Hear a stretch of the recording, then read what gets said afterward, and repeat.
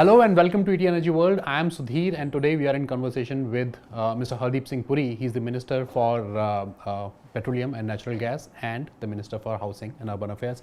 A very warm welcome on our platform, sir. Let me begin this conversation by trying to ask you, the G20 summit has just ended. What happens now, right? And if you could give us a perspective on, what are the top 2 or 3 ways in which, India has used that opportunity and that platform to kind of get things moving forward on our energy imperatives. Yeah. Well, first and foremost, I think the starting point of any discussion on the G20 should be that A, it was a resounding success. B, that India acted and succeeded as a unifier in a deeply divided world. Number 3 or C, that the 83 paragraph declaration has solid and very rich content on any area that you are interested in. Whether you take Mahila Shashaktikaran, whether you take issues of terrorism, whether you take issues of urban resilience, the future cities, etc. And therefore, the international community, the designated international organizations, will receive these paragraphs, the stakeholders will take them there, and an upgradation of aspirations will take place, where you have succeeded in raising the expectation. And fifth, I think the G20's overall success will be measured by the fact that we had a resounding success, we had India navigated through difficult issues. But I think the primacy of the G20 as an economic forum, and I choose my words carefully, has been re-established. Some people tend G20 and every forum is a political forum. You come and you exchange views on your view against my view and so on. It's primarily an economic forum. It was an organization, it is an organization which was established in times of a crisis. Today the world is facing an even more serious crisis than it faced in 2008. Where a finance ministers level group, G20, was upgraded to summit level.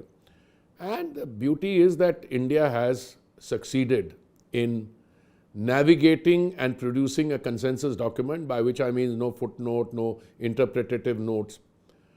Let me fast forward. Everyone has welcomed it. I just saw statements by African ministers, I saw statements by the Chinese government, People's Republic of China, I've seen statements by the UN agencies, I've seen statements by UK Prime Minister, by everybody. Everybody said it was a great success. Not white governments, Bill Gates, celebrities, people in the film world. But there are 2 other issues, I think, which will bear mention when you talk of the G20 New Delhi Declaration of Leaders. One is the Global Biofuels Alliance, which was strictly not a G20 agenda, but it was taken under India's G20 presidency. 19 countries have signed on to it. 12 international organizations, and the really big ones, have signed on to it. And this is just the beginning. The Biofuels Alliance was formally unveiled by the Honorable Prime Minister with Presidents Biden and Lula next to him, by the Singapore Prime Minister, Bangladesh Prime Minister, host. And finally, I think the other thing which merits mention is this economic corridor between India, the Middle East, between India, Middle East to Europe, Italy, France, Germany, I've already read, European Union, and backed by the Americans. Now, again, a lot of political buzz, is this a counter to this, is there a counter to that? I think there's some mistake being made. You don't need a counter to something which is not taking off. The other thing it is supposed to be a counter to has produced a debt trap. If I remember correctly, all the white elephant projects done, including in India's neighborhood, they are white elephant projects, and if you can't pay back, then they ask you to, or you offer your territory to them. That's a sellout. That's in terms of national sovereign territorial land. So I think you should look at the corridor as a futuristic, what I would call a perspective plan for the next 15 years. Connectivity between shipping lines, between ports, between transit, railway connectivity, all manner of other connectivity, freight haulage, seamless movement of people. You get that from Asia to Europe, through the Middle East. You know, look at the history of this area. You had the Suez Canal, you know, you saved, now you're proving something really futuristic. And the Biofuels Alliance, again, is not only just the issue today. I mean, I said that in one of my statements that today the IEA has said it's a $92 billion. This thing, IEA says it will go up to $200 billion. I had a statement from the Biogas Association saying it's already $500 billion. Okay, let me put all that aside. I saw the excitement in the economic entities which deal with biogas. Their shares are surging. And I think you're already looking at a $1 trillion opportunity provided you play it right. I had industry associations with me this morning, one of the apex bodies. They're all very excited about it. And I think these two, the Biofuels Alliance and this economic corridor, making for connectivity, will give the G20. G20 outcome by itself, in and of itself, is tremendous. But these two things taken together, the G20 baton has been passed on to Brazil, or be more or less done. November, the Honorable PM wants to have another virtual meeting. But after that also, G20 will run with this. G20 will run with the other formulation. Brazil will do something even more. It will focus on inequality, as I read. And Brazil has always had a particularly sharp political focus on economic inequality. So these are very ambitious projects and ambitious ideas, and therefore also very difficult to implement, right? Because it requires international collaboration, etc. I'm talking particularly about corridor, right? So even if you look at the idea of the GBA, the Global Biofuel Alliance, the question is, what will broadly be its contours like, right? For example, I mean, in what ways? For example, we already have ISA kind of a body. We are likely to compare it to that, thinking that, you know, will there be a mobilization of resources for that? Where will it be based? All of those. If there's anything that you can share. No, I would respectfully disagree with you on both, on the so-called long-term visionary description of Biofuels Alliance and the corridor. I think the Biofuels Alliance is not a future thing, it's a today thing. Okay. And you already have India racing and increasing its biofuel blending. We were at 1.4% in 1.5% in 2014. Total amount of biofuels produced and procured was 38 crores. We are today already at 562 crores. And we are moving to a target of 1,000 crore liters, 38 crore liters, 562 crore liters and 1,000 crore liters for 20% blending. And you add to that already 100 crore liters of biodiesel blending. I don't think that's of the future, that's of today. Economic corridor, I would say yes, you start the work, but it's not futuristic in that sense. This is where international collaboration will come. There will be people, including in different countries, who will say, how will this work, how will that work? But you know, if you have a visionary idea which is also realistic, I mean, you identify the subcomponents, shipping connectivity, road connectivity, rail connectivity, telecommunication. I mean, it's all open. And I think they're all very, very keen to see this grow and see this produce economic results. And I have no doubt that this is, whilst it is futuristic in terms of a roadmap into the direction, but its implementation can start straight away. Okay. So you talked about ethanol blending, and that's one of the success stories of this ministry, right? I want to understand, what is the timeline for reaching the 20% target? 2025. Target was 2030. We will do it by 2025 end of the year. ethanol blending year. What's it called, the ethanol year? Yeah. Sir, on the front of, there's another related area to ethanol blending is your CBG, right? Compressed biogas kind of, and we have a very ambitious plan there too, right? We are trying to set up around 5,000 CBG plants, which is a lot, and a lot of investment is expected to go there. Where do we stand currently, right? And if you could give us some sense of... I would say that my characterization would be that the targets were well conceived. The start was slow. We are now at the takeoff stage. The plane is on the runway. It's gathering momentum. It's already started the roll. We have about 70, 80 plants. But the good news is not that. The good news is that the idea is taking shape and the idea is seeping in.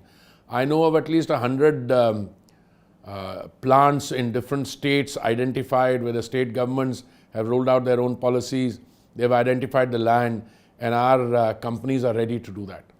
Look, I say this after a lot of reflection. The Indian biofuel story cannot be identical to the American biofuel story or the Brazilian story. Brazilian story is primarily based on sugarcane. Why? For the simple reason Brazil has 3 times our land area, 1/6 our population, and it 22% of the world's freshwater reserves. India has a different challenge. The American program is entirely, I think, by maize. We have diversified. We will make ethanol from maize more. We will make it from broken food grain. We will make it from agricultural waste, parali. We will make it from gases. And we will supplement our program through CBG. Now that is the overall picture. So one component is taken off remarkably. When you set the targets in 2014, you had a target of 8 years to get 10%. All right, you did it 5 months in advance. Then you thought the next 10% will take another 8 years.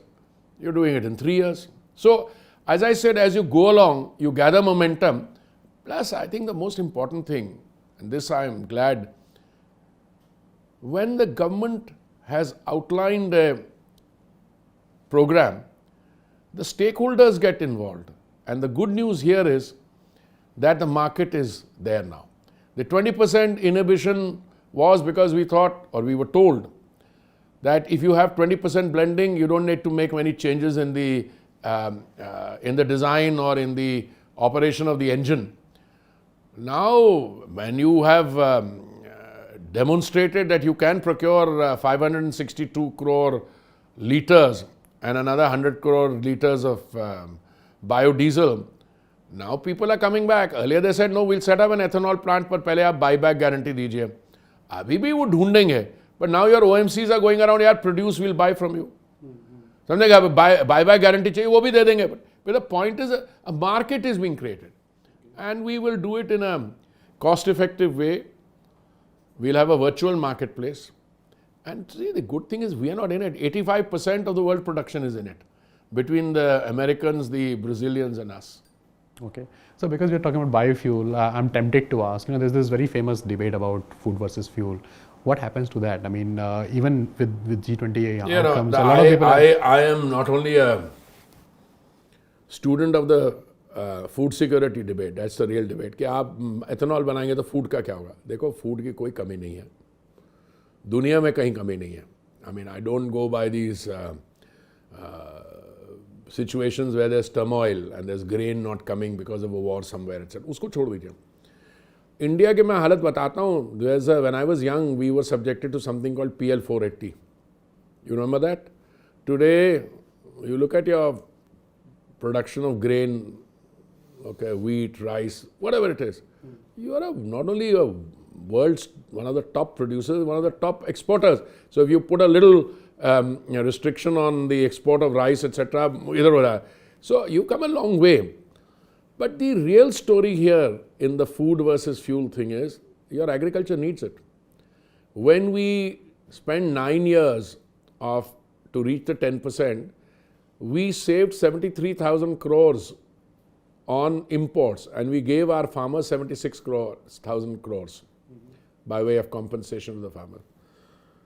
We did a study the other day that if you have 1% biofuel blending in aviation fuel, call it sustainable aviation fuel, 5 lakh farmers get benefited. I'm not talking about that 76,000 crores which we paid them. Another 5 lakh farmers get. If you make that norm 5% blending instead of 1%, 70 lakh farmers. So listen, here is a classic case of the Annadata, Urjadata, both roles being performed and both sectors benefiting. Sir, if I can ask the last question very quickly, you know, on this, we are now talking about, you know, biofuels, and that's also done. The question is on the domestic energy security front, right? We have seen the Ukraine crisis that happened, and you know, how in your assessment we have as a country managed to wade through that crisis? What were the key challenges before us, both in terms of supply and cost? If you could give us some kind of a perspective. I'll give you a short answer. We have diversified the sources of supply. Yeah. Earlier, we used to import crude oil from 27 countries. We are doing it from 39 countries. When I was a joint secretary in the MEA, working on the Americas desk, I would never have thought that we will buy $20 billion of energy from the United States. We buy $35 billion from Saudi Arabia, which we've been buying for a long time, but $20 billion from the US. Plus, we bought from Russia because Russian oil became available. We needed it. So the short point is, we will buy from wherever we have to. A democratically elected government owes a moral responsibility to its citizens, who are the consumers. And the government has successfully addressed the 3 challenges of availability. There was never any shortage anywhere. Affordability, we brought prices down because of excise reductions by the central government and on 2 occasions, and BJP states reducing their VAT. And sustainability, all this biofuels we are talking about, movement in the direction of green hydrogen, etc. Thank you, sir. Thank you so much. Thank you.